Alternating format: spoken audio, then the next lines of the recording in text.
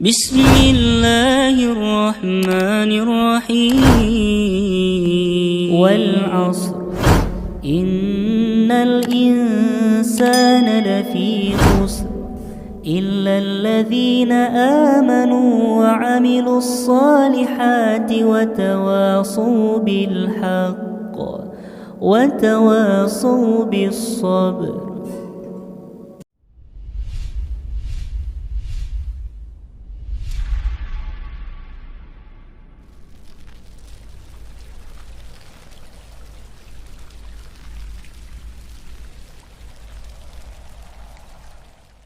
Bismillah, Assalamualaikum warahmatullahi wabarakatuh.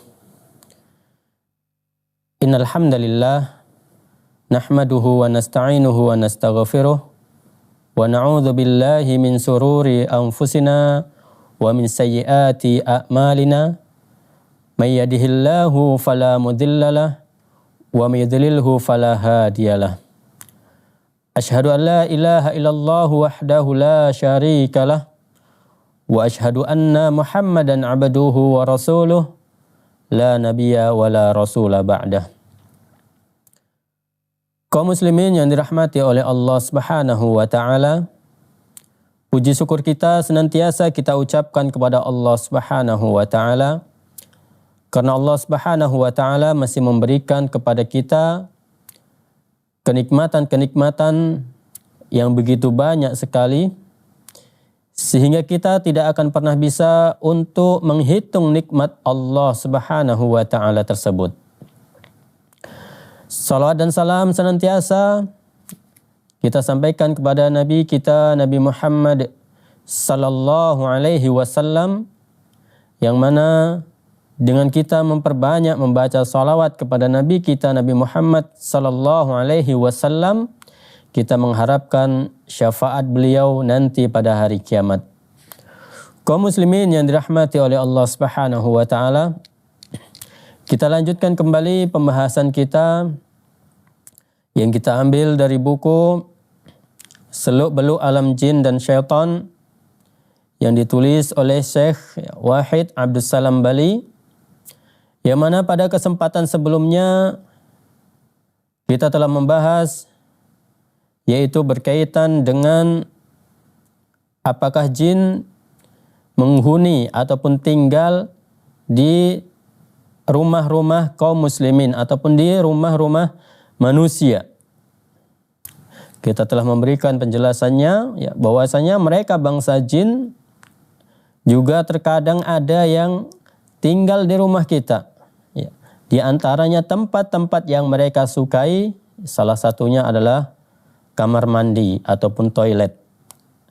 Ya, tempat ini adalah tempat yang sangat disukai oleh bangsa jin. Ya, terutama sekali adalah ya, mereka bangsa jin yang kafir ataupun biasa kita sebut dengan syaitan. Ya. Adapun kalau dia jin muslim, mereka tidak tinggal di dalam rumah, akan tetapi mereka tinggalnya itu di atap-atap rumah kaum muslimin, ya, di atas rumah-rumah kaum muslimin. Ya. Di kesempatan kali ini kita akan melanjutkan pembahasan kita, yaitu yang berkaitan dengan cara mengusir jin dari rumah. Ya, setelah kita mengetahui mereka bangsa jin itu tinggal di rumah kita, maka bagaimana cara kita mengusir mereka? Ya. Tapi sebelum kita melanjutkan pembahasan kita, ya, kita akan menjawab terlebih dahulu ya pertanyaan yang telah masuk melalui ya pesan singkat yang sudah masuk beberapa hari yang lalu, yaitu dari Bapak Saharudin yang ada di Kalimantan Barat. Beliau bertanya berkaitan dengan apakah boleh kita mengobati orang dengan ayat Al-Quran dan disambungkan dengan mantra-mantra. Ya, di sini tentunya adalah mantra-mantra yang selain dari ayat-ayat Al-Quran. Jadi ada tambahan-tambahannya. Ya. Maka Syekh Abdul Salam Bali ya telah pernah menjelaskan berkaitan dengan hal ini. Beliau menjelaskan bahwasanya ini adalah termasuk dari salah satu ciri perdukunan. Salah satu ciri dari perdukunan adalah mencampur adukkan antara yang hak dengan yang batil. Yaitu antara Al-Quran dengan yang selain dari ayat-ayat Al-Quran. Mereka campur sehingga seakan-akan orang yang berkedok dukun ini dukun ini dia bisa dikatakan sebagai seorang ustadz. Sehingga orang banyak yang tertipu. Oh, si fulan ketika mengobati dia membaca ayat Al-Quran. Jadi dia masuk dalam kategori ruqyah. Dan ini banyak pada saat ini banyak sekali tersebar berkaitan dengan hal ini. Makanya banyak kaum muslimin yang tertipu. Padahal hakikatnya dia adalah seorang dukun. Dia adalah seorang dukun dan kaum muslimin tidak boleh dilarang untuk mendatangi dukun. Diancam keras oleh Rasul sallallahu alaihi wasallam. Apabila dia datang akan tapi dia tidak membenarkan apa yang diucapkan oleh dukun tersebut, maka salatnya tidak akan diterima oleh Allah Subhanahu wa taala. Akan tapi kalau dia datang kemudian dia membenarkan apa yang diucapkan oleh dukun tersebut, maka dia telah kufur, telah kafir kepada Allah Subhanahu wa taala. Na'udzubillah min dzalik.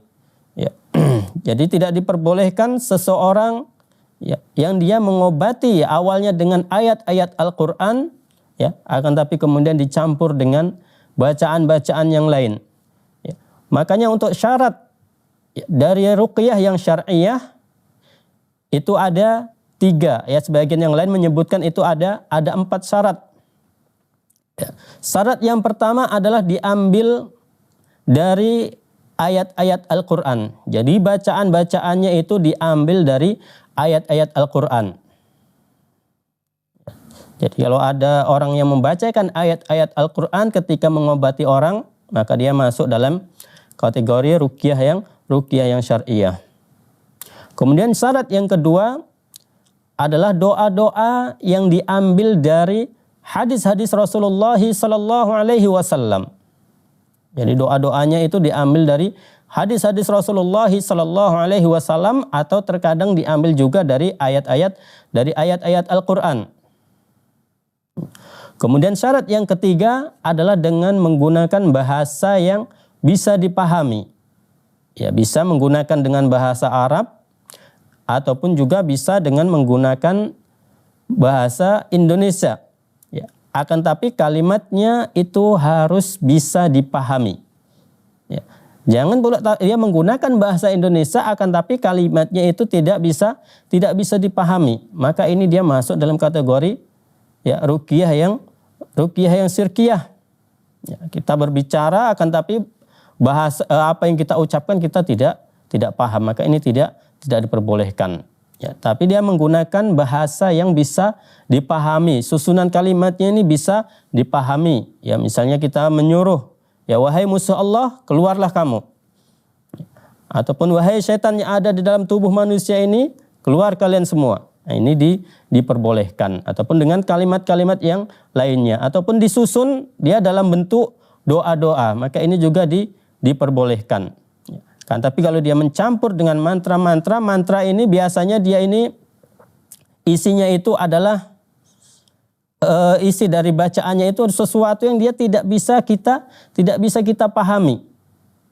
Dia harus ditelusuri terlebih dahulu baru kita bisa mengartikan kata-kata tersebut, kalimat-kalimat tersebut. Maka ini tidak diperbolehkan. Kita mengobati dengan ayat-ayat Al-Quran akan tapi dia dicampur dengan mantra-mantra. Kemudian ada yang menambahkan lagi untuk syarat yang keempat, dia termasuk dalam kategori ruqyah yang syar'iyah. Syarat yang keempat adalah dia dengan dijaharkan bacaannya, dijelaskan bacaannya, dikuatkan bacaannya. Jadi tidak ada bacaan-bacaan yang tersembunyi. Sebagaimana yang dilakukan oleh mereka dari uskun ataupun ustadz dukun, mereka sering menyembunyikan bacaan mantra-mantranya. Ya, misalnya ketika mereka setelah membaca beberapa ayat dari Al-Quran, misalnya Alhamdulillahirrabbilalamin, kemudian mulutnya itu tetap qomat kamit, bergerak-gerak, akan tapi dia tidak mengeluarkan bacaan.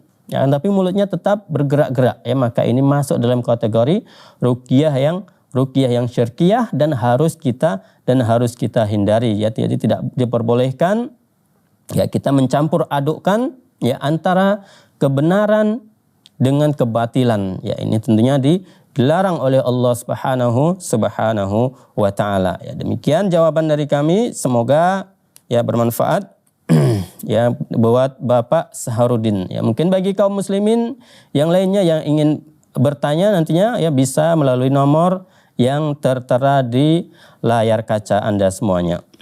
Kita lanjutkan kembali ya pembahasan kita, yaitu berkaitan dengan cara kita mengusir jin dari rumah. Ya, jadi cara kita mengusir jin dari rumah. Ya, tentunya mengusir jin di sini adalah jin-jin yang pengganggu, jin-jin yang suka membuat kegaduhan di rumah, ya, mengeluarkan suara-suara yang aneh-aneh di dalam rumah kita. Ya, ini harus ya kita usir ya. Kalau tidak ya terkadang kita sendiri nantinya yang merasa ketakutan tentunya. Ya. Ya, di sini disebutkan yang pertama caranya adalah dengan membacakan ayat suci Al-Qur'an. Jadi kita sering ataupun kita perbanyak di dalam rumah kita ini membacakan ayat-ayat Al-Qur'an. Ya. Jangan di rumah kita perbanyak menghidupkan lagu-lagu, ya, nyanyian-nyanyian. Ini adalah ataupun musik-musik. Ya, ini bisa mengundang jin, dan jin sangat senang sekali dengan musik-musik tersebut. Ya, jadi kita perbanyak membaca Al-Qur'an di rumah kita. Ya.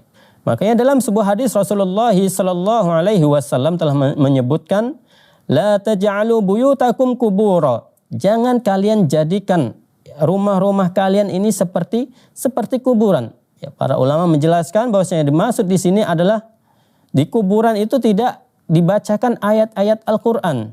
Jadi tidak mungkin mayit-mayit itu ya setiap habis maghrib misalnya bangkit kemudian baca Al-Qur'an, ini tidak mungkin. Ya. Maka seperti itulah ketika berada di rumah kita. Kita perbanyak membaca ayat-ayat Al-Qur'an. Ya, karena rumah-rumah yang dibacakan ayat-ayat Al-Qur'an, ya mereka bangsa jin itu akan lari dari rumah tersebut. Ya, sebagaimana dalam hadis yang lain disebutkan ataupun di kelanjutan hadisnya disebutkan ya bahwasanya rumah-rumah yang dia dibacakan suratul Baqarah, ya setan itu akan lari dari rumah tersebut. Ya, ini adalah surat khusus yang disebutkan oleh Nabi SAW ketika kita ingin mengusir jin dari rumah kita. Di sini tentunya dimaksud adalah bagaimana kita sering jelaskan adalah jin-jin yang pengganggu, yang suka mengganggu manusia, membuat kegaduhan di rumah kita. Ya, kaum muslimin yang dirahmati oleh Allah Subhanahu wa taala. Ya, jadi kita biasakan perbanyak kita membaca Al-Qur'an. Ya, apalagi kalau ketika kita membaca ayat Al-Qur'an tersebut tujuannya adalah untuk ibadah kepada Allah Subhanahu wa taala dan sekaligus untuk ya mengusir mereka semua bangsa jin dari rumah kita. Ya, maka Allah Subhanahu wa taala tentunya akan memberikan hal tersebut, ya. Jadi seperti itu ya kaum muslimin yang dirahmati oleh Allah Subhanahu wa taala. Ya, nanti insyaallah akan kita lanjutkan kembali ya pembahasan kita setelah beberapa jeda berikut ini.